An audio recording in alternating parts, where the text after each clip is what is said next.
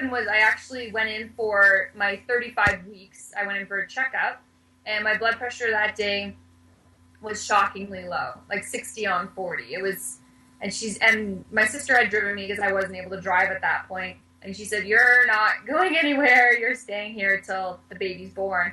So she admitted me in the hospital, and at that point, I'm like, "Oh, I'm going to be in the hospital for 5 weeks," you know.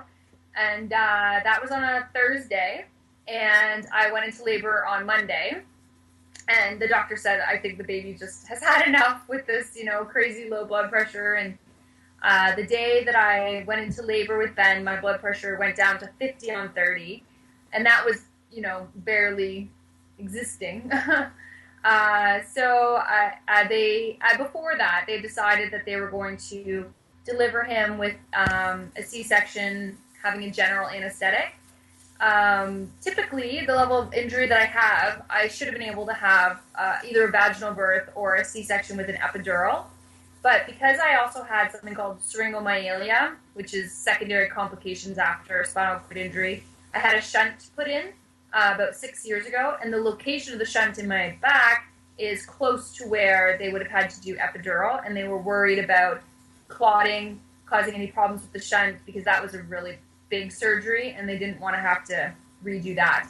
So they decided to be on the safe side to do a general anesthetic. So I say basically I went to sleep and the stork delivered my baby, which isn't actually how it happened, but it was kind of traumatic because I went in, had the general, and then when I woke up, I was in the ICU. Because of the blood pressure issues, they were worried about how I was going to do.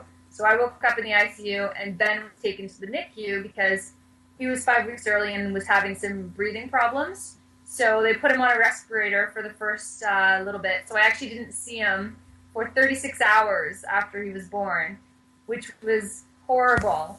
The nurses were amazing. They made this little like scrapbook page for me because they knew I was a nerdy scrapper, I think, with a picture of him in his little incubator and with his date, you know, and his birth weight. I didn't even know how much he weighed or anything at first.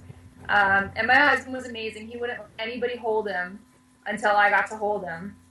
And so 36 hours later, I probably should have still been in the ICU because I felt just awful. But, you know, that mother's instinct kicks in right away, and I just pushed myself. I said, "Fine, I'm okay." I jumped out of bed. They're like, "Can you please take it easy? You just had a surgery."